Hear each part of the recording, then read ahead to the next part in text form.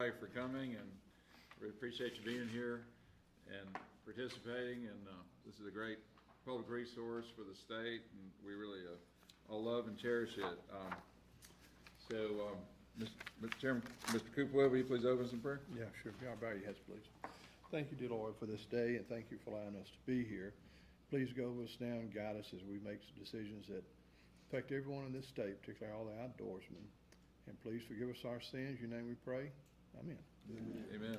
Mr. Chairman, if I could, I should have mentioned this earlier, but one of our fellow conservation officers on the coast, Brandon Abel, he lost his father to COVID just about a week ago.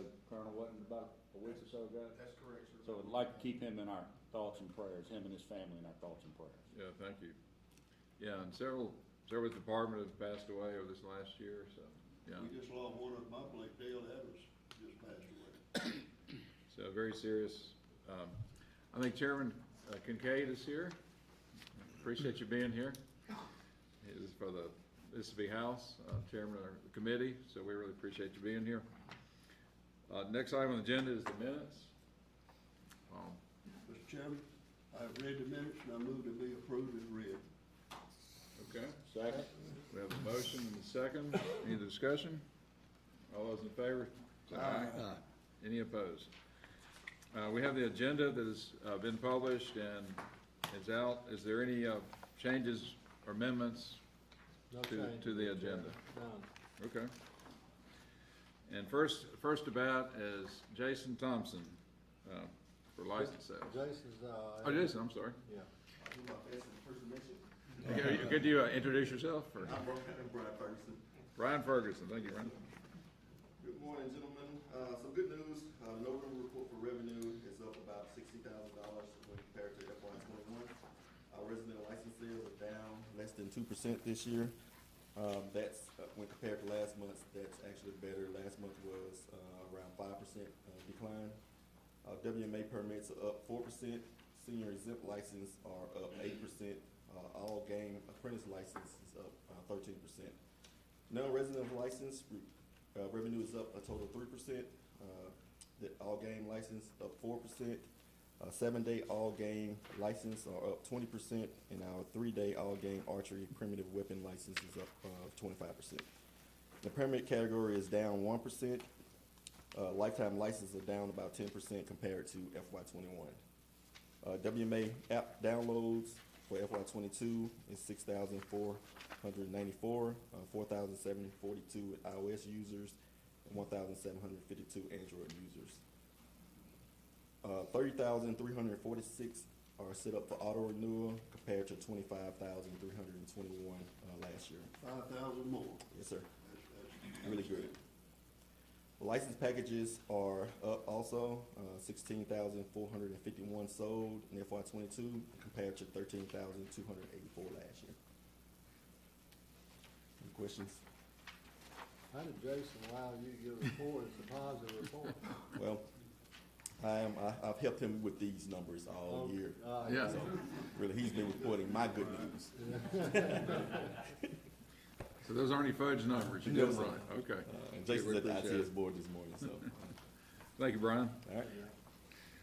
Next we have wildlife, and I think before Russ comes in, maybe Colonel Carter, I think you have a video from Mal Mason launching at the 4 a.m. in the morning for everybody's entertainment. Is this a thermal, Colonel? It is, yes, sir. Okay, maybe explain it to everybody what it is. This is the opening day there at the scatters. Our officers did enforcement efforts out there in the area. Major The Young. boat going a little fast there, ain't it? No, Yeah. No wake zone? Yes, sir. Ooh. I think about three boats came out at a good rate of speed. It's just kind of showing you what we did on the opening day of the hunting season, duck season there at Mal Mason. Our officers were there. We did write some citations. I think spreadsheet has been presented to you all. Yeah, could you articulate those citations and what did you find? If you'll give me a minute, let me get my spreadsheet. Okay, perfect. Can you stop on that, footprint? Can you stop on that footprint?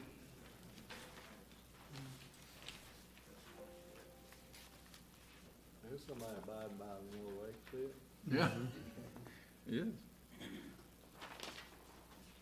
As of right now, Mr. Commissioner, this spreadsheet has a total of a breakdown of all citations that were issued during the opening weekend, as well as the week, to where we're at now, on citations issued in the enforcement hours by our personnel there at the Mount Mason Scatters. A total of 62 citations were issued. Biggest total number would be shotgun on the bottom, if you see to your left, where it reads 25 shot shell limitation at Mount Mason.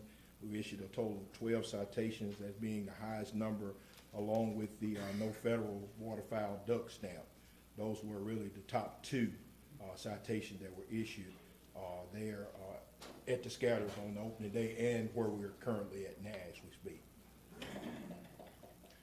Again, you'll see down at the bottom how many officers, which some of them are here today, present, and the man hours that were totally worked was a total of 263 hours worked, and counting.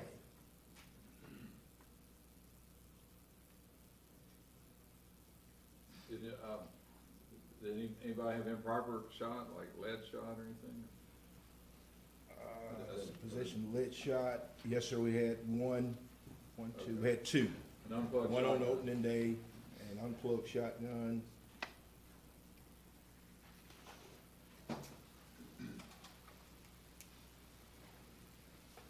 We had one, Okay. yes, sir. If you look at the monitor right there and see the hunter, Mm-hmm. and the footprint, see what, that's his footprint, Oh, so yeah. step They back. leave the Isn't heat, that cool? they leave the heat Yeah, signature. heat signal, yes. The officers are and still are patrolling the area. They are checking within the waterway, checking for any additional violations as they may occur. Water safety as well, and everything else that has occurred to the regulations there at the And the Scatter. plan, and what is the plan for the rest of the season? We're gonna continue those efforts, sir. We're gonna continue those efforts of enforcement there on the, at the Scatters. So you had how many people that did not have a duck stamp, they'd gone with duck hunting? 12 on federal, yes, sir. Federal license, yes, sir. That somehow doesn't make sense to me. Hey, Doc, I was asking you earlier about, the possibility of assigning a specific conservation officer to the Scatters during duck season that might not be a conservation officer of the county, because they're gonna obviously get called and have to go. Is there a way that we can maybe entertain something like that? Other areas of the state, we may have a couple of people that are what we call rovers, Yes, sir. and certainly we could do that. That wouldn't be a problem. We have 21 new cadets coming out. Yes, sir. So, that is a strong possibility that will happen.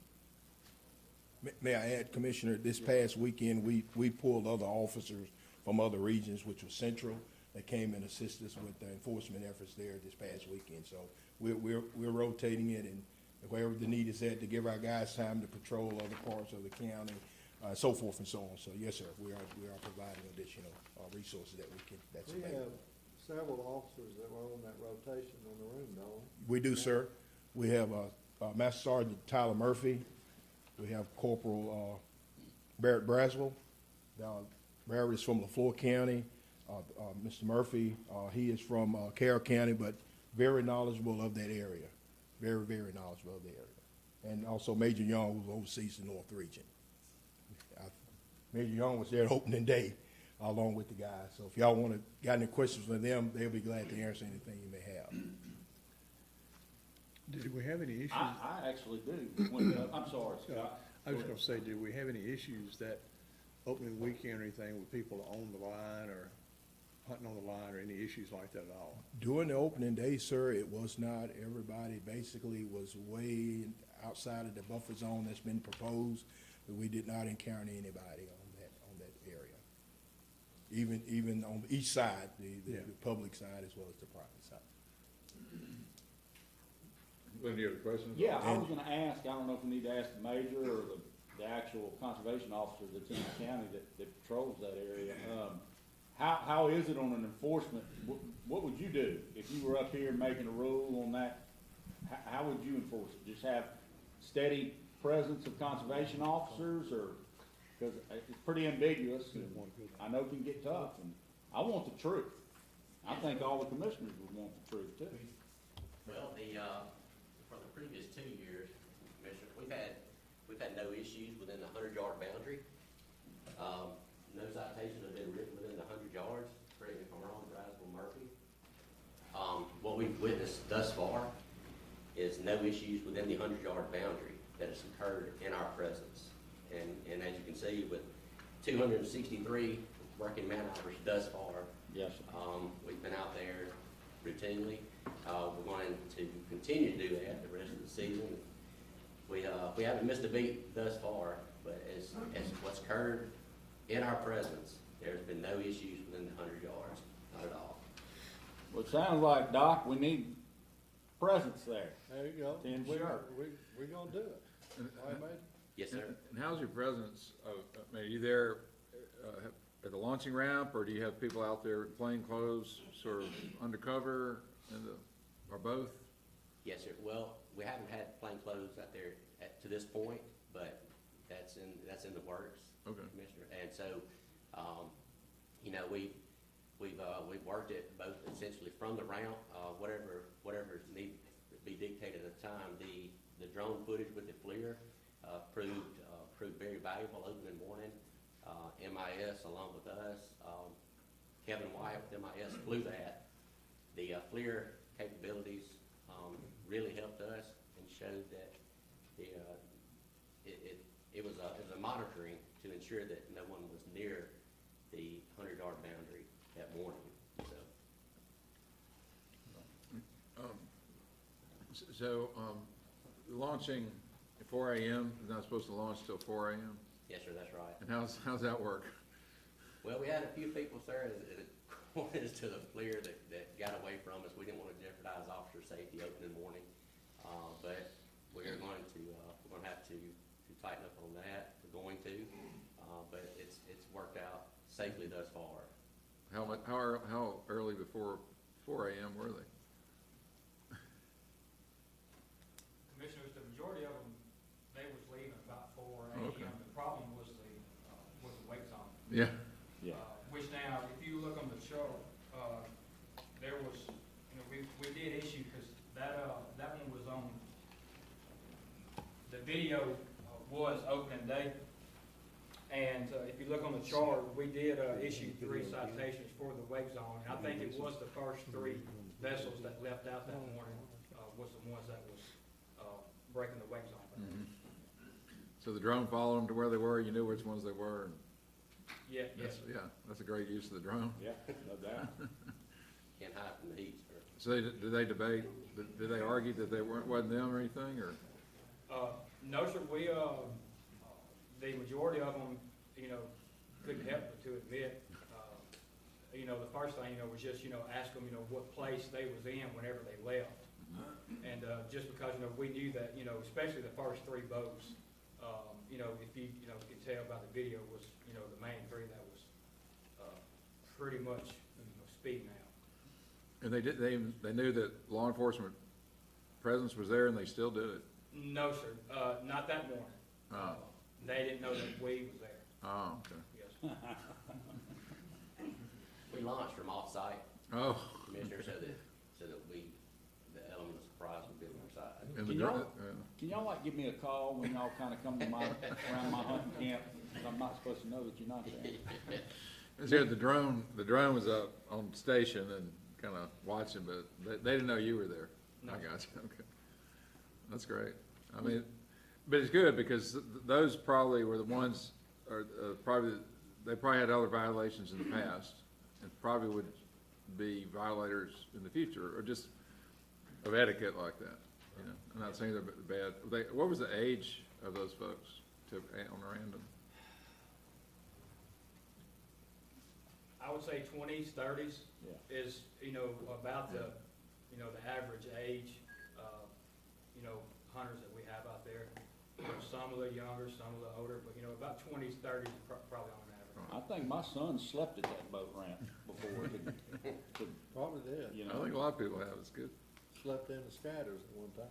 Mr. Chairman, I know we're gonna get into this in just a minute, but I wanna publicly say this, after our vote last week, some of my fellow commissioners got, lambasted for the wrong reasons, first and foremost, and some people said, thank you, Leonard, and, and stuff like, well, I have my reasons and they have their reasons, and I believe they were acting on the right reason. But I can tell you this, I will be the first to make the motion to this commission that if the Scatters hunters don't get the big picture out there, I will make the motion to have this a draw hunt facility out there so we can eliminate any type of, and I know that's a big time, people are gonna, but I'll make that motion. So we've got to have the officers' presence out there, and they need to be reporting back to us, because, if we're gonna do it on the name of safety, them driving those boats, how they drive them out of there, those first two ones, that's ridiculous. Maybe we need to know how many and exactly who's gonna be hunting in there. And I'm not sure how y'all do it in the other duck hole areas, but I will. I mean, and that was, historically, that, they proposed it a number of years ago, and there's quite an outpouring of people that opposed it, and then the department, Russ, they did surveys this year, and people still don't want draw hunts. But, to your point, I think that's maybe something we'll have to do. Yeah. So, Anyway, that's all. Thank you, that's great. Any questions for the officers anymore? Well, thank you guys for your service, and Thank you. and being out there and up at 3 a.m. in the morning, or whatever the time. Thank you. Yeah, thank you. Thank y'all. Look like you're doing a great job. We appreciate it. Russ Walsh, and give us wildlife report. Thank you, Mr. Chairman. I think the final thing on the rule 1.13 that was voted on by the commission in the November meeting, we did go through the 30-day comment period, and just as an update on the number of comments for that rule, as of today, there were 50 that submitted a comment that were in support of the proposed change to Rule 1.13, and 1,018 did not support the proposed rule change to Rule 1.13 pertaining to the Malays and Scatters. So your numbers were 1,018 against? Yes, sir, and And- 50 in support. And how many? 50 in support. 50, okay. Yes, sir. Okay. All right, the second thing for us on the agenda is a CWD update. There was a sheet there left for you. I also had a map attached to it, an updated map for CWD in really North America there. So for CWD update, Arkansas, Mississippi, and Tennessee, you see there on your sheet. Just for this sampling year, there's updated numbers there. Arkansas has detected 96 new positives for this sampling year, which begins July 1. We have received 15 new positives. Actually, 8 or 7 of those came just in the last few days. And Tennessee is 334 new detections, again, for this sampling year. So that brings us, for Mississippi, that brings us to a statewide total of 98 positives. Those positives that we have detected this year have been found in Benton and Marshall County, 10 in Benton and 5 in Marshall there you see on your sheet. And as of this morning, we have received 1,982 samples statewide. And we'll continue to collect samples through the rest of the season. It's about to be a very busy time with Christmas holidays coming up. A lot of folks will be in the woods, so we expect sample numbers to really be on the uptick over the next several weeks. But we have received, again, 15 new positives. Arkansas did detect a new county in the last couple of weeks. That is the county that actually borders, it's Union County that actually borders Louisiana. That positive was 7.5 miles from the Louisiana state line. Came off of Felton Saw Refuge there. So Louisiana has enacted their CWD response plan once again, and they asked 2 parishes that they have banned supplemental feeding in response to that positive. Tennessee has has included 5 new counties in their CWD zone in the last several months. 2 of those counties bordering Kentucky. So it is certainly, CWD is certainly on the move in other states, and we'll continue to monitor for that. Any questions on that? Russ, could you articulate all the different initiatives that we've undertaken this year to try to help harvest in those areas, and some of the extra incentives for people to provide as far as some of the more liberal seasons for bucks and the taxidermist program? Sure. So one of the changes was the creation of the North Central Deer Management Unit. So there was an increase in antlerless bag limits there, as well as an increase in opportunity for buck harvest. So we hope that folks will exercise their ability to, for their bag limit there, and increase harvest there to reduce the deer density. Also, there was a change in the carcass transportation rule, allowing hunters to take a deer head out of the zone. So if they had killed a deer, let's say in Marshall County, they wanted to have that deer mounted in Hines County at taxidermists of their choosing, then they can bring that head out of the zone and bring that to participating taxidermists. So that allows more flexibility for the hunter and allows us to get those samples, which is a win-win for all of us. We also have the CWD management tags. So for any property within 3 miles of a CWD positive detection, those landowners can receive extra tags to increase harvest there. And those tags have proven to be very effective and very useful. 9 of our positives last year were actually utilizing those tags. So there are, there is a lot of increased opportunity for hunters out there, not only on the harvest side, but just for, again, taxidermy side. And we have 51 drop-off freezers, so plenty of opportunity to drop those heads off around the state. And it's a budget around $400,000? So that's what we received from the legislature this year, appropriated for CWD response, correct? And it'll take all of that to do this? Absolutely. I mean, but with the new freezers and these new initiatives, hopefully we'll get more samples. Your goal is how many samples this year? Well, so our annual goal for the past several years has been 10,000 samples. We hit 8,000 samples a couple of years ago, and we've been kind of around in the 7,200, 7,500 range over the past couple of seasons. The taxidermy program has been very successful so far this season. We've received 686 samples as of this morning through taxidermy, so that's been very well received, not only from the hunter side, but the taxidermy side as well. Great. Any questions for us? I put one in there Tuesday, Very good. in the freezer. We'll be looking for it. That's good. Was it a good one? He'll eat good. Young tender deer. I love it. Thanks, Chairman. Thank you, Russ. No, that's all. I wanted to say some words to the public and to staff and everyone here is just some thoughts I had, given the public land hunting and the Mason deals. And the first point is that this agency and the commission are all in for public hunting. There's been quite a bit of resources expended, and the staff here and the commission and others outside have partnered with this agency to create tremendous public land hunting opportunities. And just to refresh everybody's memory, the department here manages 600,000 acres. They own around 180,000 acres public land last few years. We purchased Phil Bryant, WMA, 18,000 new acres there for $34 million, 3,500 acres in Cane Mount, 1,200 acres in Divinity, which is a waterfowl area, 3.6 million or so, 1,200 at Rosedale, and just recently 840 acres at Oxbury, not far from Mason, for a couple $1 million, $2 or $3 million.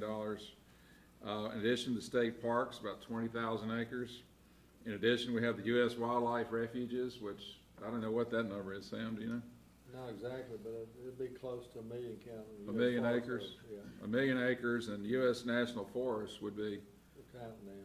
okay, a million acres. So we're all in and want to create more opportunities. So nothing would be further from the truth to think that this department or the commission wants more public opportunities.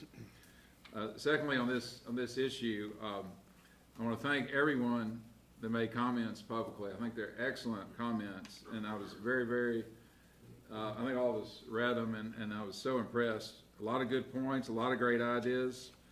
The record, as Russ said, showed 1,018 against and 54. I actually found there were 3 comments that were for it that were put in the category of against it. So I think the final tally at this point would be 53 for and 1,015 against. So, but still, it's very significant numbers. And I think that even some in the LaFleur County Hunting Association group were against the proposal, which, as y'all know, I voted against it for various reasons last time. But I think the ones that say the 53 that were for the proposal made very good points too, and a lot of substance to theirs. And what most impressed me was the people that commented have hunted in Malmaison, the people that, and I have many friends that have hunted there over the years, friends that used to camp out at night and go in there, and have friends that hunt at the private parts of the scatters, not this part, but others. So I think the comments are great, and there's some great ideas that have come out of that we can implement, best practices that we can implement both here and other waterfowl areas. Some of y'all know I'm a waterfowler. I was on board at Delta Waterfowl for about 10 years. I've helped Ducks Unlimited in the Prairie Pothole region in Canada and other places, and really support our agency and what we're doing, help Sam and others. Many years before I got on the commission, went up and looked at what Missouri was doing, and tried to figure out the best practices, which some of those ended up being the draw hunt areas we have at Howard Miller and others. And also helped in O'Keefe with an area called Billy Joe Cross, a waterfowl area up there where Ducks Unlimited spent quite a bit of money putting in waterfowl structures, and it's been a great green tree flooded timber area. No draw hunt there. It's anybody can hunt anytime they want. So it was obvious from all the comments that, and it wasn't articulated well to the public or anybody, that this agency and this commission are subject to a final judgment that was made in 2015 before I was on the commission, and none of us really didn't articulate that. And I'm going to put this in the public record. It's a great final judgment that was entered into, and it was filed on November 30th of 2015. And part I want to read into the record. It says, the defendants, the Mississippi Department of Wildlife, Fisheries, Parks, and Mississippi Commission on Wildlife, Fisheries, and Parks shall, no later than 30 days from and after the date of entry of this agreed final judgment, adopt, publish, and enforce pursuant to the Administrative Procedures Act a regulation or regulations for all public hunting areas, and specifically for the Malmaison Wildlife Management Area, placing the public on notice of the remarked boundary between LCHFA and the Malmaison WMA, and discouraging hunting in close proximity to the said boundary line so as to avoid liability for trespass and promote safety. Such regulations shall, the minimum, include language placing the hunting public on notice of the agreed boundary between the Malmaison WMA and the plaintiff. Such regulations shall also incorporate language discouraging physical trespass upon the lands of the plaintiff and hunting practices which may result in trespass upon the lands of the plaintiff, whether direct or indirect. Said regulations shall include language warning that violations may result in criminal liability for trespass and or violations of the WMA rules. So this agreed final judgment, which was signed by Dr. Polis, Delbert Hoseman's office, Secretary of State, Jim Hood, Attorney General, and the legal staff here at the Department, Doug Mann and Drew Malone. And then the rules that were put in place, which have been in place since, I assume, since 2015, say, I'm just quoting part of it, additionally, placement of stands, blinds, or other hunting positions apparatus on or near the boundary line may place the hunter within shotgun range of hunters on adjacent private property. Therefore, hunters should set their hunting positions a safe distance from the line. Additional signs or markers are near the boundary and in close proximity to active hunting areas on adjacent private lands to make WMA hunters aware of those active sites. Stands, blinds, or other hunting positions should be placed so the WMA hunter does not shoot across any boundary line and onto or over adjacent private property. All rules of safety and proper hunting etiquette shall be observed at all times. So this has been in the record since 2015, and I think a lot of people commenting didn't realize that this was already what we were living under at this point in time. So the spirit of the commissioner's motion, which I voted against, which was to give clarity to this. There was nothing implied by any one of these gentlemen to take 1 inch of public hunting away. I know that. So I know their hearts and what they said. And as you might agree, this is a nebulous rule that we have today a little bit. So what is the safe distance from the line out of shotgun range of the property line? I mean, I hunt a lot, duck hunt a lot, and what is implied? Is it 3.5 inch shells? Is it TSS shot? Is it steel shot, not lead, heavy shot, long range chokes? What's the distance? Who knows? So it's a little bit of a nebulous situation, but that's what we've been living with. So that was the unique deal. And this is a unique situation. This would not create a precedent for anywhere else because there's nowhere else anywhere. Sam, is there any other lawsuit? No. Well, not on that. So, no. Well, there may be lawsuits, but this is unique, and this would not. I just want everybody to be sure that in our minds we're totally for creating more public opportunity, not taking any away.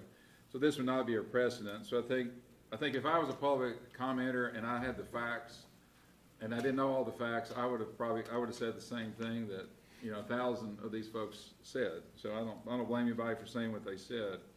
So I just want everybody to be assured this is a very unique situation, and the attempt to address this was just a unique situation because we are under a court order, and we were trying to clarify it for the law enforcement and others. But I've talked with Colonel Carter, I've talked to other officers, and they feel confident they can enforce the rules as currently in place at this point in time. So I want to thank everyone for their comments. That I do think it will create, it's good dialogue, discussion. I think this is the kind of discussion and passion, because I think the passion for waterfowling is something we need.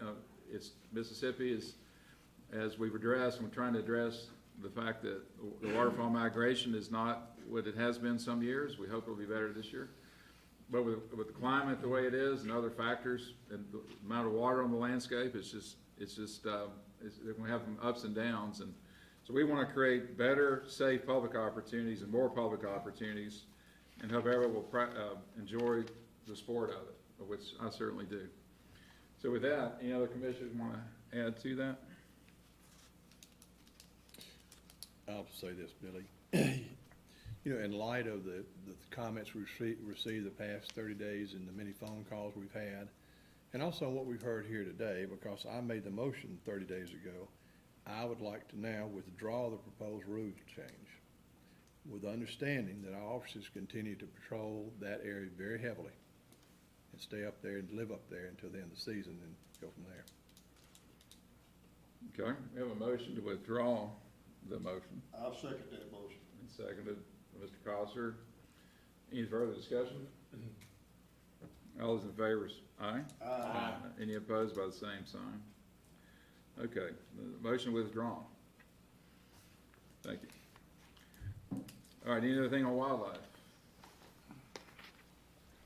Okay, next we have public comments, and we want to, we appreciate and encourage public discussion, and hope that we continue dialogue on this and other things.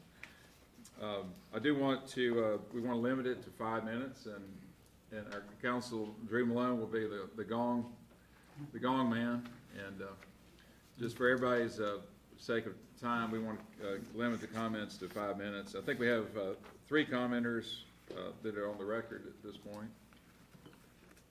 Calvin Bishop. What's that? Caitlin Bishop. Caitlin Bishop will be first on the line.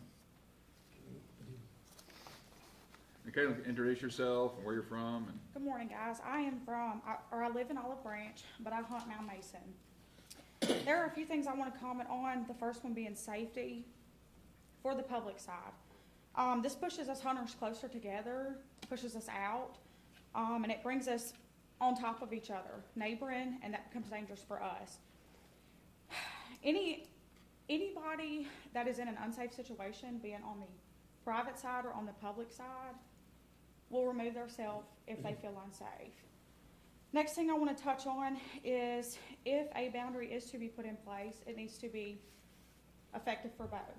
It needs to be split down the middle, whether it's 100 yards and 50 on each. It needs to be split down the middle. It's only fair. The next thing I want to talk about is loss of harvesting area. The boundary causes a public hunter's loss of 40+ acres during a decent season. When the water levels are down, that's a loss of hunting area for us. Pushes us again on top of each other, therefore it becomes a dangerous situation for all of us. We will lose public land hunters to this. We've got guys that are already traveling to Arkansas to hunt. We'll lose more. If the boundary should be put in place, the total amount of yardage should be split in half between public and private, and it will ensure no one is too close to the property line and is fair to all. A boundary shouldn't just affect the public hunters and the public land and the private hunters and so on. It should be fair for all. That's about all I've got, and it's mainly the safety that pushes us on top of each other that is the biggest concern, and the loss of the land. You guys have any questions for me? when you hunt there, how many folks in your party usually? It's anywhere between 2 to 4. Sometimes it's 2 of us, sometimes it's 4, but it's mainly 4. Yeah. Do y'all have like those mud motors? We do, a gator tail. Have you seen them? You saw that video a minute ago. Yes, Have sir. you seen them fly out of there before? What's that, the boats? Yeah. Yes, sir. I got you. Yes, sir. Yeah, but there's, the majority of us that hunt there regularly maintain and respect the rules, and we follow, for the majority.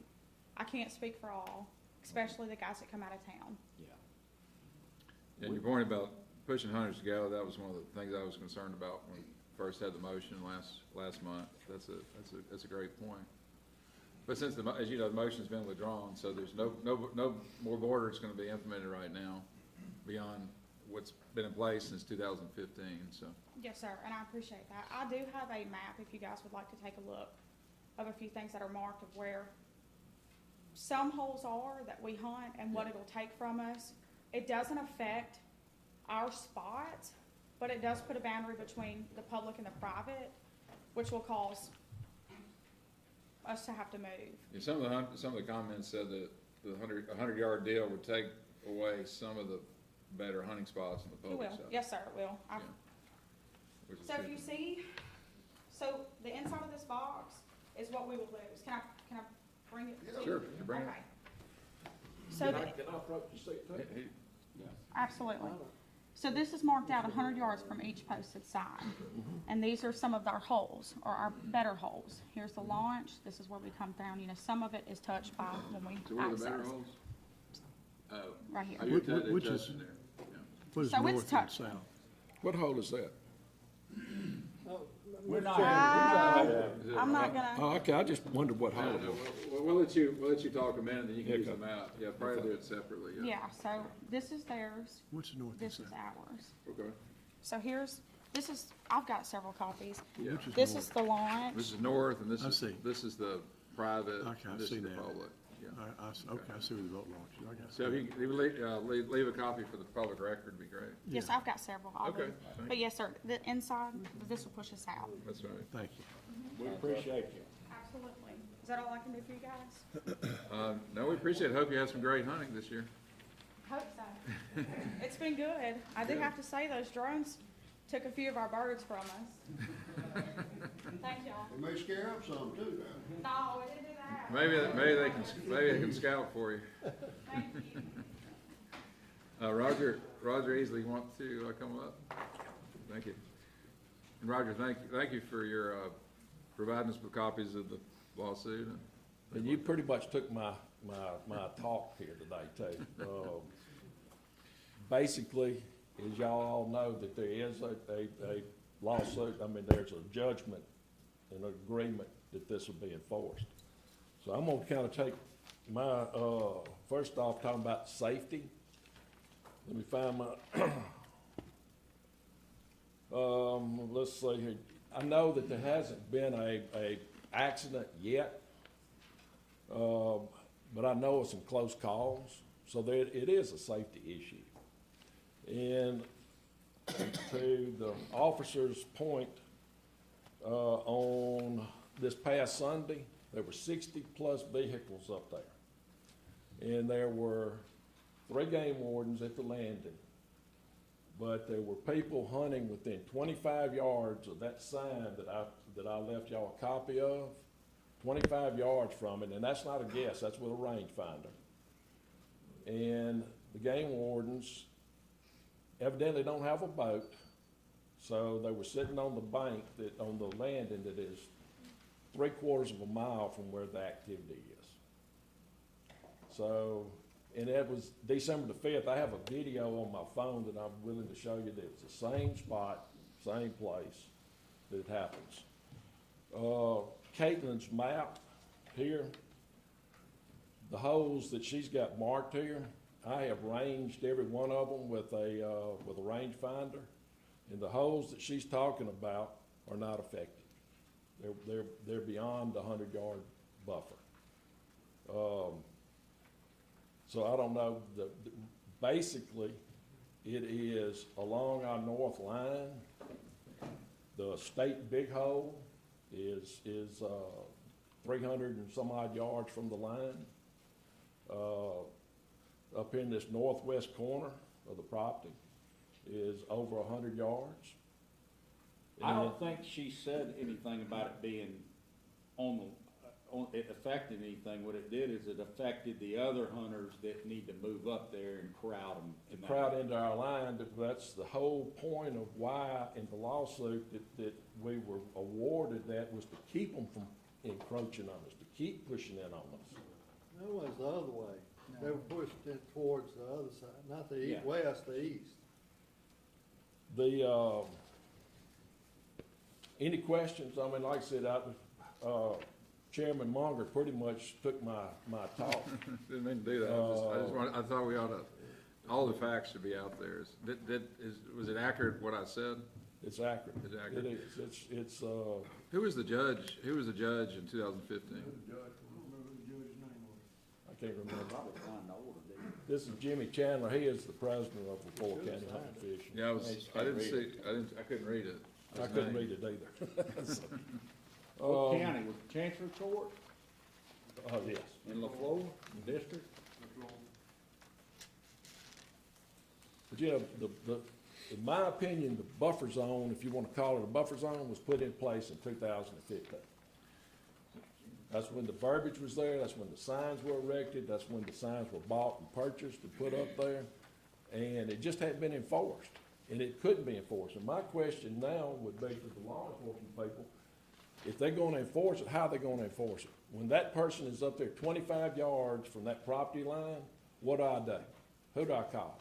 What's gonna happen when I call them? That's the question I'd like to know. So when this agreed final judgment, if you remember, was it something that was negotiated, that the department? Yes. It came up in the language. Why did you not put a distance in this? Hindsight's 20/20, maybe. Yeah. The judge lifted up the discretion of the department and the Lepore County Hunting and Fishing to agree upon. And that's why we're here today. Yeah. That's right. How far is near? Close proximity. Everybody's opinion's a little bit different on distance. I don't know how far near. And that's the whole thing, that's the reason why you can't enforce it without a distance. Guys, you know, the game, I go out there and call, Barrett and I tell him that they're out there at 25 yards, he goes out there in a boat and says, okay, guys, you're too close, well, what's near? I mean, you're handcuffing the enforcement people by not having a distance on there. There's, I mean, and that's my question. I would like an answer of how do we see that it's enforced? You're not doing the 100 yards or whatever. Mr. Easley, So- time's up. Any answer? I mean, do I get an answer from a question? That's all. How do you enforce it? We agree that it's not clear. I think everybody would have to agree that it's not clear. There's no question about it. Major, is there a law on the books? I think you got a reckless operation of a boat law on the books. Is there a law on the books like reckless operation hunting or anything like that? Reckless operation is reckless operation. So like if I'm in a duck blind and I'm shooting, can you write me a ticket for reckless operation? That would pertain just to the vessel, it's a 59 code. So if somebody's got a shotgun in a boat shooting up in the air and it's reloading and shooting up in the air, what would you do then? Not shooting any duck, just shooting in the water where people are duck hunting. I mean, there's a statute that, deals with harassment of hunters, and it's in the 49 statutes, and we can impose that. I learned that from one of the Facebook posts. There's one of your Nice answers right enough to there. post it on there about harassment. Can he sign the affidavit? The landowner can sign the affidavit on the hunter for harassment under that, whatever that statute is? absolutely. Okay. What He can about, do a citizen arrest, sign an affidavit and. what about the affidavit for hunting too close? How are we gonna handle that? Well, I think that's considered harassment. If you think they're harassing you, then you can sign an affidavit on them. So Bubba Morrison is up next. I know Bubba's a good shotgun shooter. And, My days of shooting ducks, I think, are over, though. I'm a lot more angry at those little orange clay targets than I know you can probably. shoot those well. Look, I appreciate you letting me be here. I'm here today. My name is Walter Morrison, and I'm here as a member of the board of the Mississippi Wildlife Federation. And I think that all of you understand that since 1946, the Wildlife Federation has been tasked with promoting and protecting the wildlife resources in this state, hunting and fishing and the enjoyment of the outdoors. When I was asked to come here today, of course, Mr. Coopwood's motion had not yet been withdrawn, but I think that this speaks to the process. They say that the United States Senate is the most deliberative body the world has ever known. You might be second. So look, I appreciate it. I'm not going to belabor the point. In the end, I believe personally you reached the right decision, and you did so in a responsible manner. You listened to everybody, you took public comment, and I appreciate and thank you for doing that. So thank you. Thank you. The public comment period is the way it's set up here, and it's real, and, you know, we all, you know, we listen and try, I know that we try to do things, there's a reason, because of the lack of clarity on this, and that was why the motion was made, but thank you, Bubba, and, Here's a map right here, that I just wanna put in the record is, these are the hunting holes that 100-yard. so we have another map that will be put in the record of hunting holes on the public side, which I think, somewhat correspond to your map. I think they have names for those on there. Yeah. They all got names. Everybody called them off like Double X, Georgia Hole, Cadillac, and Point. Cadillac, yeah, they all call them out. No, so in conclusion, thank everybody for their comments. We really, really appreciate it, and some really good ideas on just policy and continuous improvement. Overall, will come out of this, so we appreciate it, and we thank everyone. Next, I'd like to make a comment. I Go ahead. want to compliment the officers that have patrolled scatters, been doing it for years, and trying to make decisions to help people, whether it's public or private. I appreciate your effort. Some of the things said today probably rubbed you a little bit because you're trying to do your job, trying to make a decision. Sometimes it's hard for law enforcement to make a decision because you're called on to do that. So I want to thank you. we really do appreciate you, and And I personally do wanna come up there and see it, and I will get up there soon, and any other commissioners wanna go. But, and you see it on the ground, it's good. The drone videos are very good though too, so it's good to understand it, and we've learned a lot listening to everybody on both sides of this issue. Any other comments? Okay, Andre Hollis, Parks. Good morning. Got the Sugar Bowl tickets at your mother? I got them, yes, sir. Yes, sir. Got 'em. Wait, hold on now. You ain't never been to the damn Sugar Bowl. Hold on, Carter. You ain't never been. I've been as a spectator. The summary report for state parks for November 2021. The overnight revenue for November 2021 is $552,882 compared to last November of 2020 of $403,656. So we have an increase of $149,226 of overnight revenue for the month of November. The day use revenue for November 2021 is $59,813 compared to last November, $43,734. We have an increase of day use revenue of $16,079 for the month of November. The gross monthly revenue comparison for November 2021 is $612,695 compared to last November, which was $447,390. So we have a gross increase of $165,305 for the month of November. The gross revenue comparison for July the 1st through November the 30th of 2021 is $4,099,690 compared to last fiscal year of July the 1st, November through November the 30th of 2020 of $3,110,892. So we have an increase so far from July the 1st to November the 30th of $988,798 revenue so far for state parks. So as you guys can tell, state parks are really, the revenue is picking up, and we're doing everything we can as far as trying to, bring more people to state parks. So I think our staff that's out there in the field is doing a great job right now of promoting state parks. Some of the projects that we got going on right now is AmeriCorps. We had AmeriCorps that came to two of our state parks, which were Clarko State Park and also Costa State Park. They was at Costa for only 1 week, so we were able to get a lot of great things done. We worked on some painting on the interior of the cabins. We did some road work in our campgrounds, and we also busted up some firewood at Costa. And I do want to give you this from Clarko. We got a lot of good pictures in here, sir, that you can look at some of the projects we're working on at Costa. At Clarko. At Clarko, what we actually doing is widening some of our campsites, because we have a lot of drop-offs on a lot of those campsites. So right now, what we're working on is all our premium sites. We extending the size of them with cross ties, bringing in some dirt, filling it in with some fill dirt, so that we won't have that big drop-off like we do at some of our campsites. So as you'll see in there, the project that AmeriCorps is doing, so it's a great partnership that we got with them. And we also got a award letter last week for round 3. So they'll be with us again from January the 12th through February the 26th.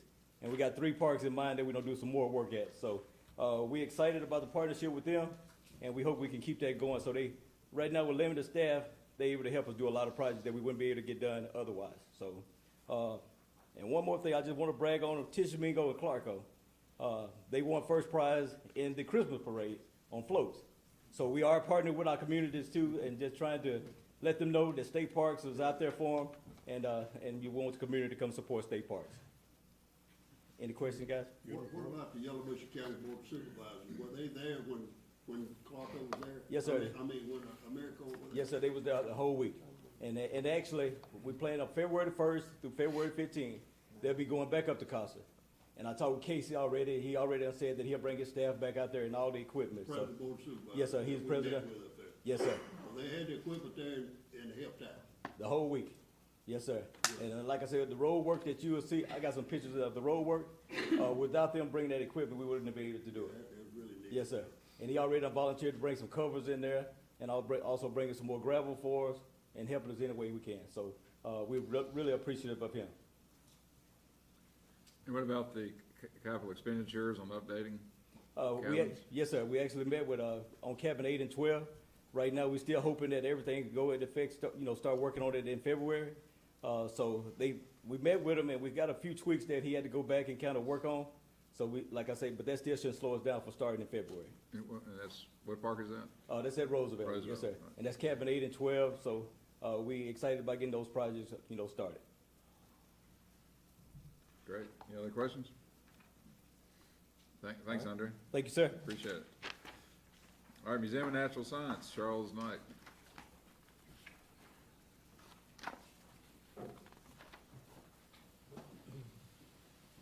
Thank you, Mr. Chairman. Good morning. It's good to see everyone.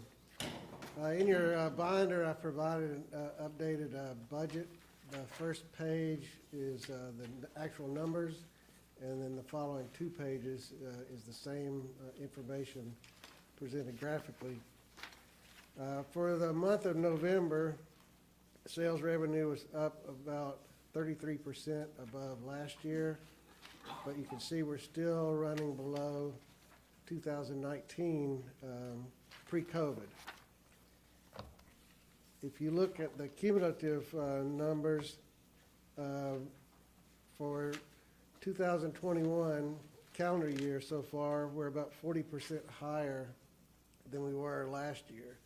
But again, we're still running below the 2019 pre-COVID levels. And in my communications with the other museums, this looks like what's happening with all the museums right now. Everybody's recovering, but it's still a slow recovery, but we're getting there. And we're definitely having some good days. I put in some pictures in your binders of our last event. It was a Christmas event. So much fun on the 9th and 10th of December. And one of the big hits is our scheduled snowfalls that we do with a snow machine, and the kids, they love it. Other than Santa Claus, of course, that's a big hit as well. The event was sold out, and we sold more than 1,000 tickets for those 2 nights. Our next event is our New Year's Eve party, and that ends with a balloon drop at 8 o'clock. It runs from 6 to 8 on New Year's Eve. I'm also here to request your consideration of a final for the proposed change to Rule 1.1, state park fees. And as a reminder, if this rule change is finalized, it would increase each category of museum admission fee by $2 for each category, with the exception of school groups, and that one would increase by $1. If it were finalized, we should see a bump in revenue of about 35% annually with an average year. We've received no comments, and it's presented as the same as last month. Those final, Drew? Just need a motion in a second to vote. I move, we accept the staff recommendation. I'll make a second. Okay, motion is made and second. Any further discussion? All those in favor? Aye. Thank you. Thanks, Charles. Angel Ronke for LaFleur's Bluff Education and Tourism Complex. You have any pictures from the Maybe a few for you. playground? Of course I do, yes. Just a sec.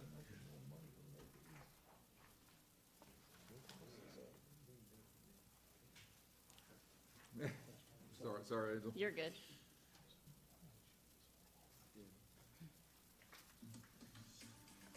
You good for video? I've got a couple of things. Sorry.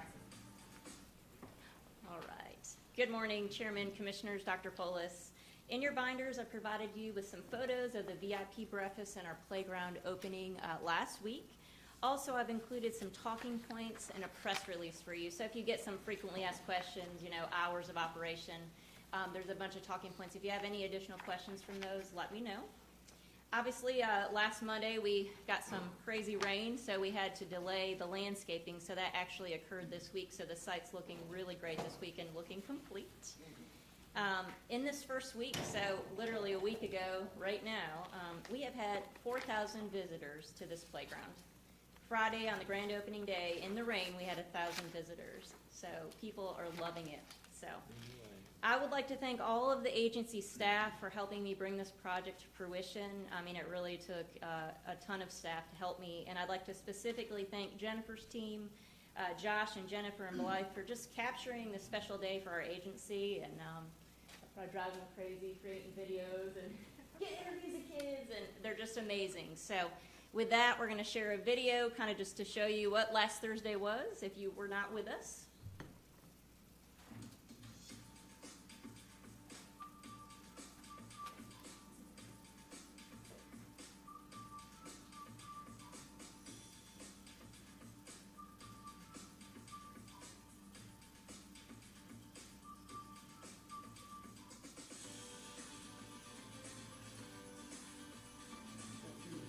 There was. I was there. He's in the Santa Claus suit.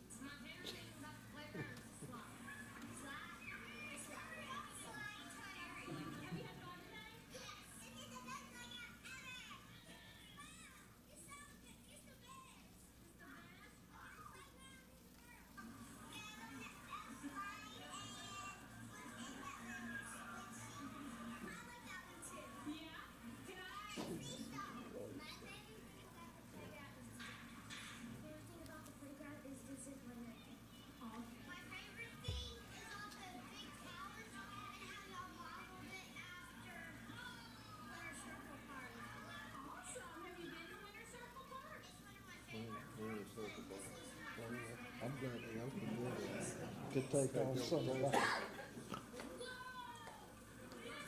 It's designed like that. So we looked at, What do you think of the playground? Looks great. Looks great. What are you most excited about?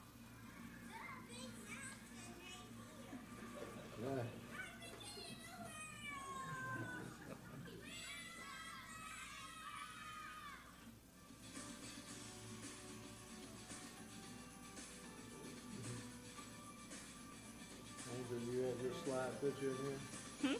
You have your slide picture in here? Yeah, Do you? somewhere.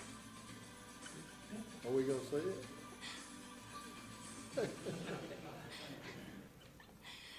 Yeah, always do a test run of your Facebook Live video.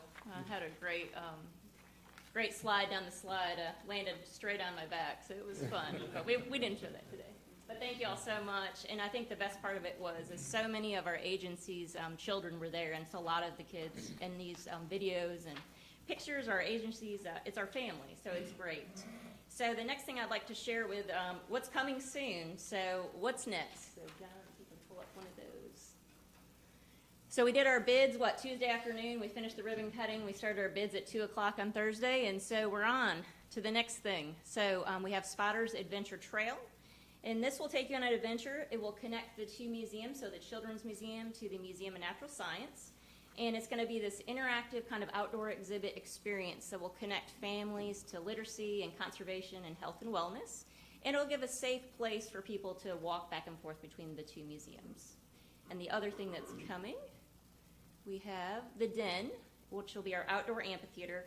And this will be used for many things. It'll hold 50 kids with picnic tables, school groups, and it could even have concerts in the park. So kind of serve as that outdoor amphitheater. So it'll be a real nice multi-purpose facility for us to have. And so that's what's coming next. And thank you all for your support, and enjoyed having everybody there last week, and look forward to the new year. Lots more to come. Thank you. Good job. Good job, for sure. Yeah, I highly recommend the slide. I've been down it, and it's very fast. We got that one on video too, we'll share that. Oh, yeah, they got me on video for Yeah, that. so Chairman Munger, Commissioner Dr. Polis, excited to deliver the November report of our team. We've got a good group of folks and want to share you some highlights. Two of those things in the month of November, I myself and Jennifer Showes, as well as some wildlife folks, Russ and William, traveled to Mississippi State. Not a place that I like to frequent as much as some of the other people in this room, but we went and met with Dr. Bronson Strickland to do a CWD roundtable, kind of a state of the state of where we are in Mississippi with CWD, how we're partnering with Mississippi State, how we need hunters to help us to combat the disease. So we've got that. It's a 53-minute long video, so it's a little bit of a longer format that we're going to clip up and get that out to the public as soon as we get word back from Mississippi State. That'll be on the website? It will be Facebook, website, YouTube page. We'll put it in our newsletter and all that. Is he putting that on podcast? We're going to talk to him. We talked to him about doing a little segment on the Deer Lab podcast, as well as adapting it for our channel as well. So that, and as Angel said, the other thing that we were very heavily involved in is the planning of the ribbon cutting. We ran drone footage that tied into the live stream, just like we're live streaming here today, and it went off without a hitch. And thanks to the drone crew, Kevin and Tyler, who also shot the scatters video. So really great group of people that we can pull in together. Also, just to note, we're still attending the weekly meetings for the trail planning, and we're distributing materials to all the officers and biologists who go to events throughout the season. So that, and then also partnering with the Wildlife Bureau. We went to the coordinators meeting at Choctaw WMA last month to plan out some future projects. So we're going to be doing that with each bureau so that we can really tell the agency story. Marketing campaigns. So we did a partnership, a grant with several other states throughout the Southeast, CWD multi-state grant, and each state got about $20,000 to use on digital marketing to promote awareness of chronic wasting disease. Those states were Mississippi, Louisiana, Alabama, Georgia, Tennessee, South Carolina, Virginia, and it was, as you see, it'll end of this month, but we've so far got 2.8 million impressions on this campaign. There's 3 different static ads running, as well as some video content. So impressions are how many times one of the ads has been seen throughout that period, and we've reached 318,000 people. And those links clicked are taking them directly to our CWD page on our website, where they can find places for drop-offs, information on the taxidermy program that we're running, and all the other things that they need to know about CWD. As you know, we've also been running the shooting facility ad for MacIver. That will be ending up here this month, and so for the next commission meeting, we'll have a report on the overall performance for that. One thing that we implemented in mid-November is some digital event advertising on Facebook for the museum holiday events. So all the events that Charles mentioned, New Year's Eve, we're still running ads on that, but also Snow Much Fun and Wild About Gobblers. We did that. So really good group. To note, those page likes on the museum is, so we got 1,661 new page likes, and that's up over 1,000% compared to previous periods, which is, we're seeing being a very good success, and we're going to continue to do that for museum and for our Parks Bureau. So, other email marketing, these are highly targeted email campaigns that we run throughout season. They're seasonal. Some are seasonal. The newsletter is also looped into this. But in the month of November, we sent out the deer season email, and that goes to anybody that's got a current privilege to hunt whitetail deer in Mississippi, as well as anybody that has been on our lapse list, so somebody who hasn't had a license up to 3 years ago. So they get these emails, and they also get the newsletter. Everybody gets the newsletter. But from this past month, we're up 11% on our opens, and we tracked $133,000 in revenue. And what that means is trackable. If they open the email, clicked bought a license, and completed a purchase, that's how we track them. So if they opened the email, read about it, and went to the mom and pop tackle shop, we didn't track that revenue. So we're thinking it's, of course, more than that. One little note there, though, since we implemented tracking emails in August of 2018, we've had over 30,000 transactions accounting for over $704,000 in revenue. So just some new ways that we're trying to keep hunters licensed and out there and learning about all the recreational opportunities. In each one of our emails, we love packages, so we promote those in each one of our emails, and that's some information there for the full year that we've been running those advertisements. So doing pretty good there. Facebook and Instagram, this is our social media stats compared to October. So a lot of good numbers. Part of that is the frequency. We posted a lot more. And then also the nature of our seasonal life here at MDWFP. Hunting season kicked off in full swing in November. So we saw a lot of new followers. To note, we finally met that 10,000 followers on Instagram the first week of December. So getting a lot of good traffic and sending a lot of people to our website with the posts that we're putting out there. So excited about all that work. Some of the notable posts. Number one was the Eastern Spotted Skunk. So pretty interesting there. And then a lot of educational type things. The Hack and Squirt management, we showed a picture of wildlife management areas that have been treated with the Hack and Squirt method compared to stands that didn't. And people really commented on that, sharing it and wanting to do the same thing on their private property. So, and anytime we post something about a snake, it's always good because people like talking about snakes.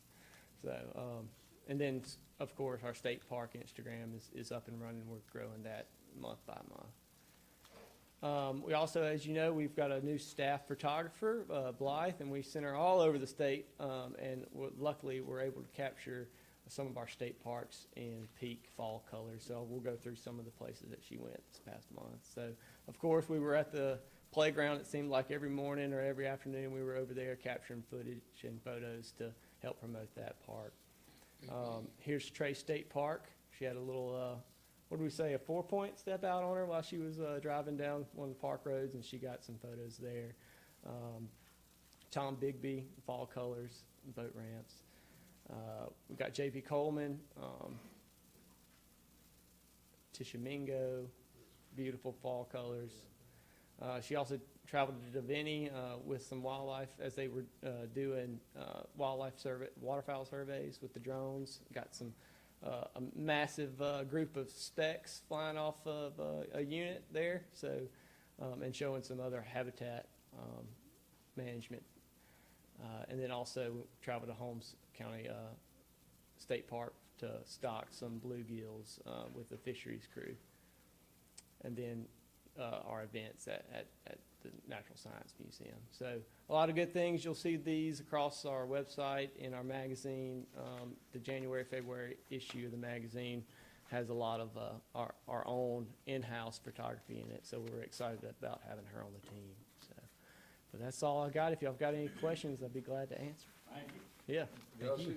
Can you introduce the staff on outreach?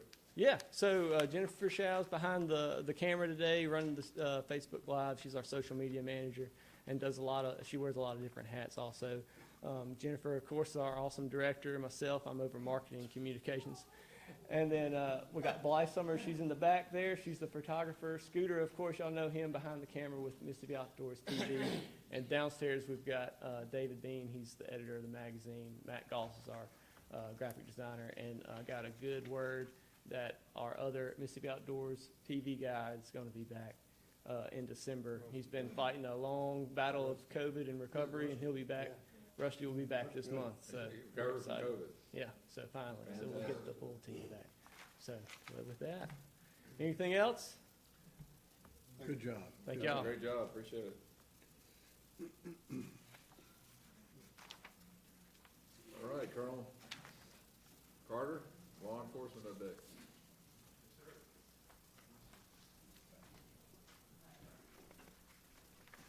Commissioners, law enforcement is reporting their December report. If you look in our law enforcement section, well, I report with the following. For the month of November, there were a total of 1,059 citations issued. The top 5 of those citations were 169 no licenses, 114 for hunting from a public road, 69 on trespassing, 63 no hunter orange, and 56 on supplemental feeding. On the next page, you'll see here in South Mississippi where the officers conducting a compliance check. I did get an opportunity to work with those officers down there in the South to get the experience of the dog hunting interesting, very interesting, in the way our officers work, the details and how they checked our hunters, and basically it was a good experience. They take it serious down in South Mississippi, but we appreciate our sportsmen as well. On the next page, this was a violation that occurred at Biloxi WMA. This was for the month of November. Officers issued 56 citations for supplemental feeding. See below, this is Officer Lampkin in South Mississippi, where you see where this deer was, this is an illegal harvest, where this subject violator hunted the deer over corn. Colonel, I don't believe that ought to be called supplemental feeding. That's baiting. That's baiting? That's baiting. I mean, they got it poured on the ground. Yes, sir. Supplemental feeding to me is a feeder out there that's a spin feeder or whatever. Somewhere along the way, we need to clarify what baiting is and what supplemental feeding is. Yes, sir. Because to me, that's baiting. Yes, sir. Talk to your legal counsel about that. Go ahead. Yes, sir. On the next page, officers issued, this is statewide, officers issued a total of 501 citations during the open weekend of our waterfowl season. This picture below shows you, like I say, our officers that work there at Mount Mason scatters.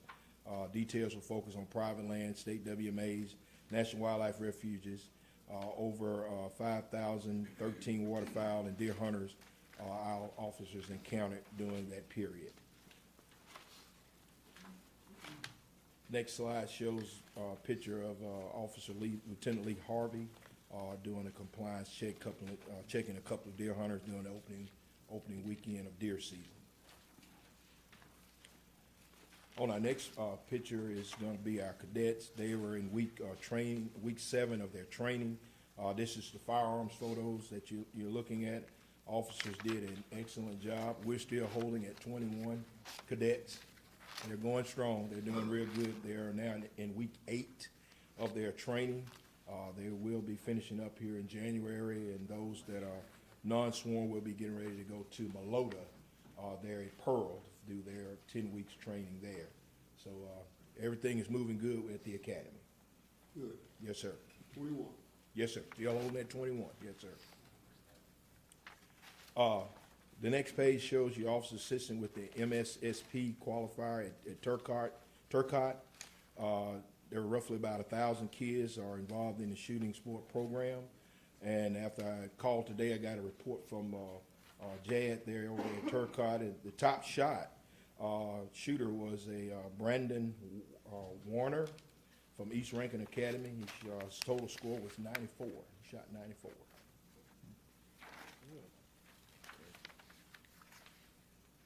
On the next page is an update at the McHenry. Got a little misprint there, but McHenry's Sporting Clay Trail project update. It shows that extra dirt was added for limestone to the trail for the support the foundation for the asphalt.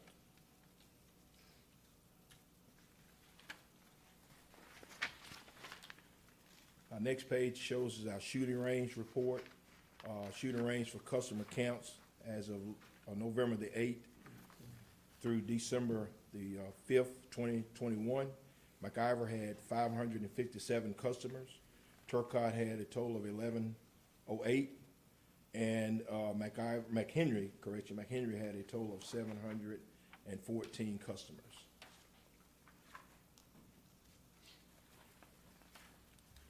At this time, Mr. Commissioner, Mr. Chairman, and Commissioners, We have two individuals that are here for reinstatement, requesting. The first person I have is Ms. Gwendolyn Summerall. This was an incident that occurred on November the 11th, 2020, where she and we received a call. Our officer, Miss Carrie Fulton, Officer Fulton Carey, received a call from the Smith County Sheriff Department where he had made a stop. And during that stop, he came upon Ms. Gwen along with another subject in the vehicle and noticed a freshly killed deer inside of the vehicle. And the officer pursued with her investigation, and therefore the Ms. Gwendolyn was charged with headlighting based on the investigation, and she has met the year, and she's here requesting reinstatement, so I'll let her tell her side of the story. Yes, ma'am. You can. Hey, thank you for letting me be here. Y'all just want me to tell you what happened? On the way back home one night, from leaving or headed to my husband's sister's, but we decided not to go. We had seen a buck standing on the side of the road, and I got him to let me shoot it out the window, and then help me load it up, and we turned around and went back the other way, and an officer pulled us over and seen the deer in the back of the truck and called the game wardens, and they came and got our statements and wrote some tickets, and then that was, I think, in October. And then in November, I had to go to court and got convicted and had to pay close to $3,000 and wait a year. And then I took my GED course this past November, and I'm just trying to see if I can get my license back. You ever gonna do it again? No, it's not worth the money What or the worry. What'd you do with the killed deer? Did you put him inside the truck, or you put him in the? In the back of the truck. Back of the truck, okay, I misunderstood it. It's not worth losing my horns over either. Whose Not land, worth losing your horns over? whose land was the buck shot off of? I'm not sure. I'm not sure what it was on the side of the road. Was it on private land, or was it, you don't know? Yeah, I'm not from that county. Sounds like it was right away. The deer was on the district attorney's land.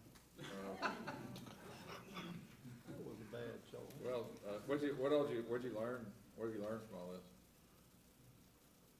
Not to be shooting out a window, not to be shooting deer, or period, that I shouldn't be shooting. It was at night, correct? Yes, sir. There's too many unknowns at night. You don't know what's out there on the other side. You can't see. Yeah, whenever I took my first hunter's ed class, I was very, very young. This last time I went, I actually took my little girl through half of it, and I was like, now every day I'm like, where's your gun supposed to be pointed? Which way? And I like go over stuff with her. I'm like, so I do have two little girls, and that was one thing I was like, I can't be in jail. I can't waste $3,000 on something else again.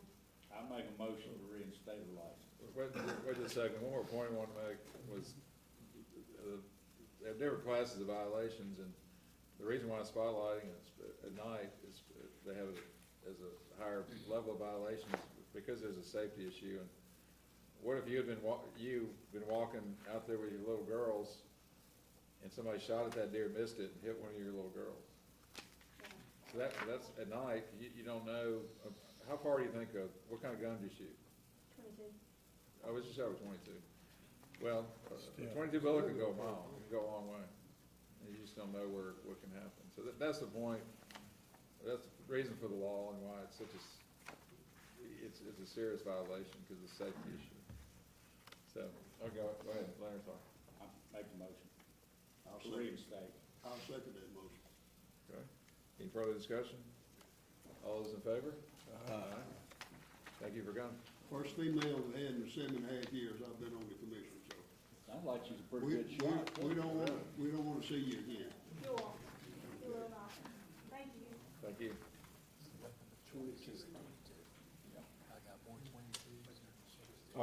Next is Mr. River Keaton. This violation occurred January 26, 2020, and Mr. Keaton was convicted 11/28 of 2020.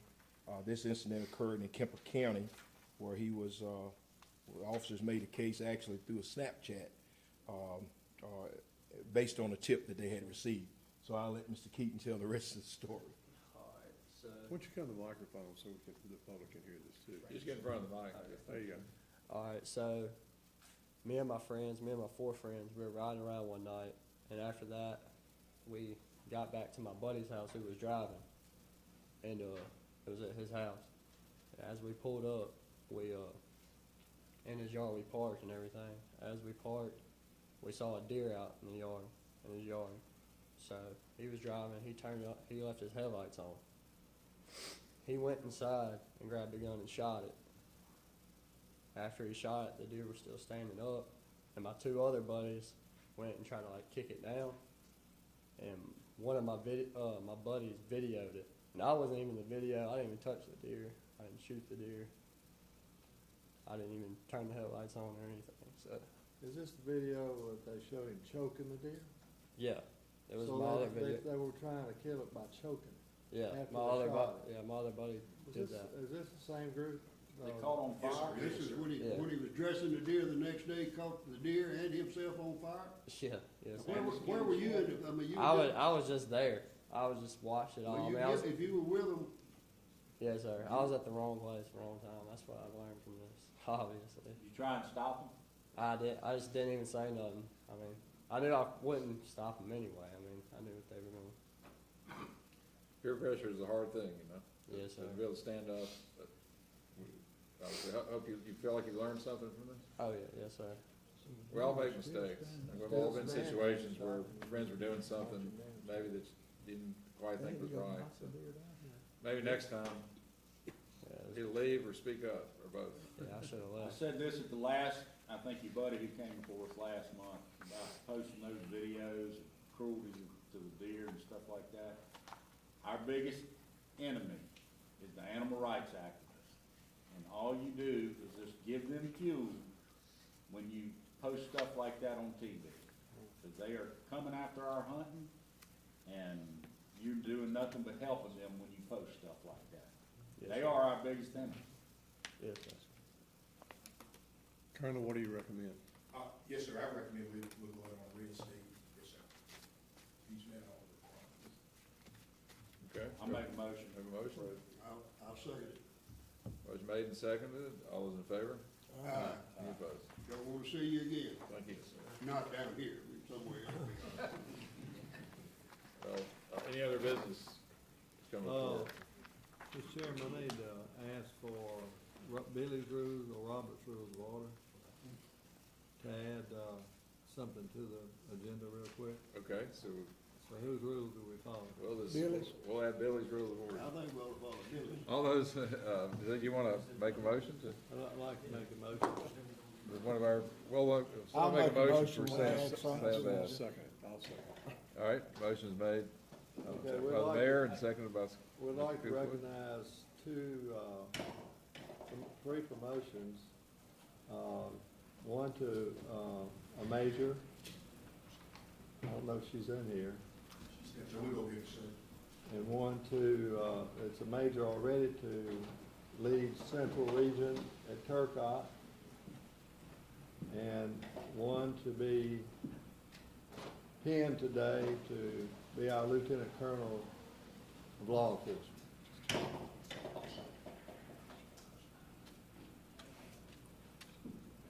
Mr.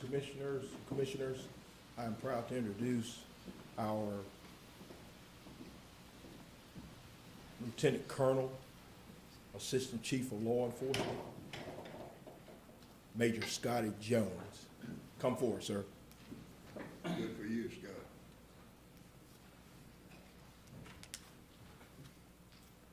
Major Jones and I, we go way back. He started in Coahoma County as a county officer, worked his way up through the ranks, and he went into the Wildlife Bureau for a while, and then we got him back in law enforcement, and he worked tremendously well under Colonel Adcock's administration.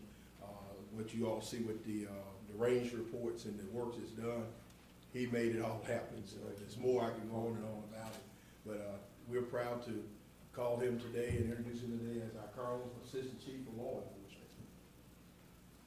Good for you, Scott. Congratulations. Good for you.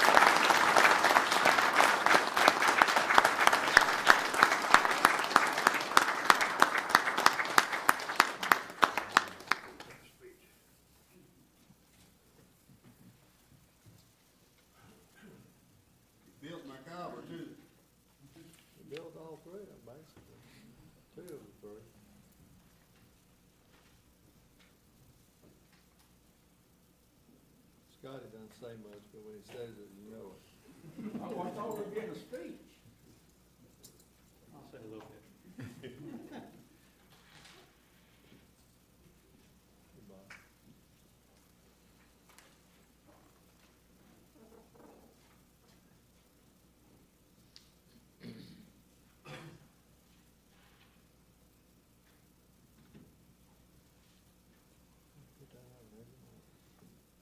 Long process. Congratulations, sir. Thank you. Yes, sir.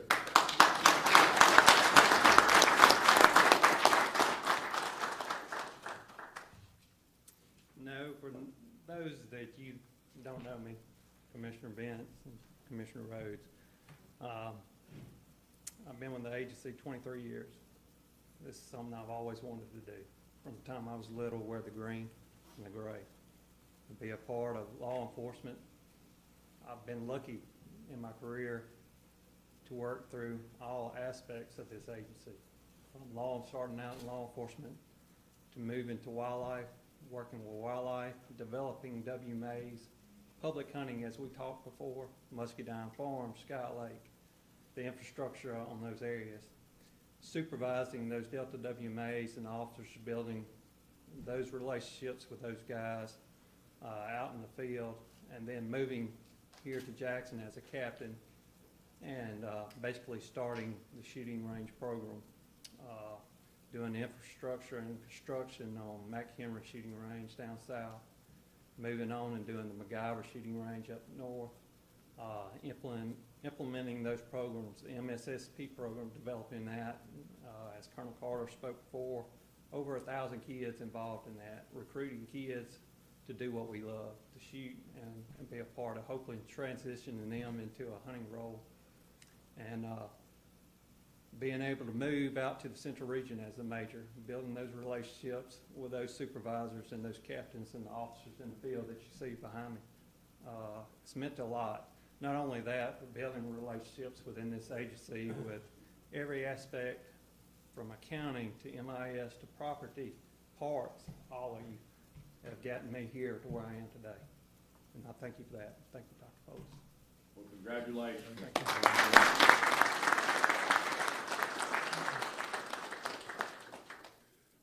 Next, we'll have Captain Megan Frederick to come forth.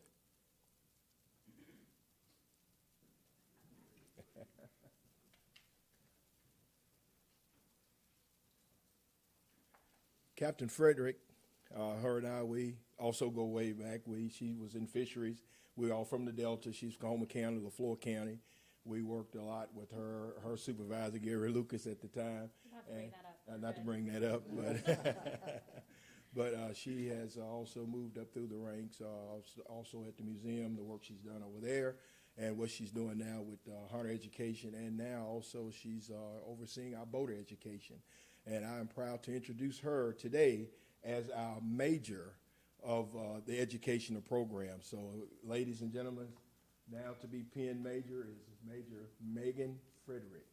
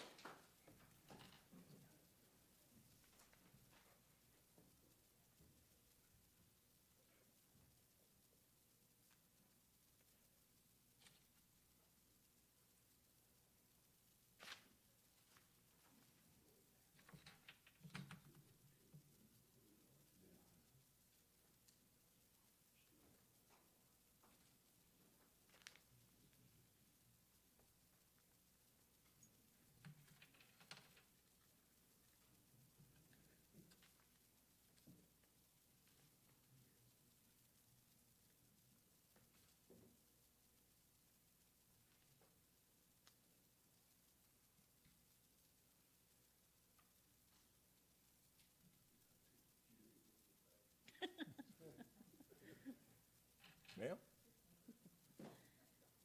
Thank you, Colonel. Welcome aboard. Thank you. Congratulations. Thank Speech. You didn't get away that easy. Okay. No, I got it. Okay. Thank you very much. I'm very appreciative. A lot of us are in the same boat that are talking today, we're all from the Delta and been on 20-plus years, so it's been a very long time in careers with this agency. And like Scotty, I've floated around many different bureaus over the years, and I think that has done nothing but just give me an overall opportunity to understand how this agency works and to see different facets of what we do and to be involved in many different things throughout the years. So I feel like I have a good grasp about what this agency represents and what we want to display to the public and how we want to promote ourselves to the public as well. New things going on in my life with this job title, but we have been very busy lately. And sorry, I've been on the phone with Circuit Court in Morrison County. We have a trial from years ago that's finally gone to trial, so we are working on that, and I'm here and there and been very busy, but very happy to be where I am with this agency. Thank you, Doc. Thank you, Commissioner.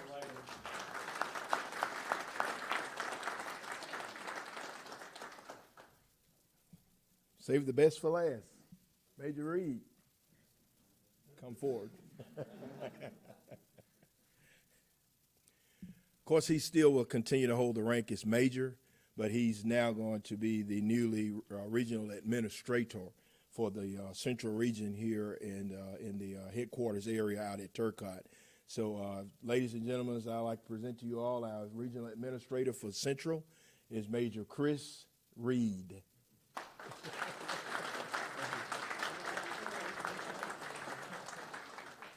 Good to see you, men, again. Good to meet you guys. I met you a few months ago, I think, in passing in the hall. So it's just a privilege to be given this task to basically continue to steer the ship that was riding in the right direction. And it's been run well. We look forward to working with Colonel Jones. It takes a minute to get used to the way that sounds, but we'll do it. And Colonel Carter, and continue to push forward and work together with all of you to make the resources in this state continue to hold them to what they are, high standard. And so look forward to working with. We started this back in the summer, working with Scotty out there in the central region, and so to continue to do that and be here to help and do whatever you guys need to make sure that we can, work well with the regulations that we set forth. So, thank you.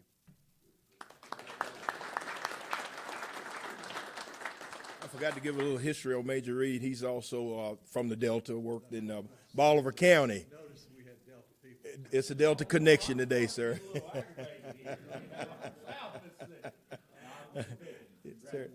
Thank you, sir.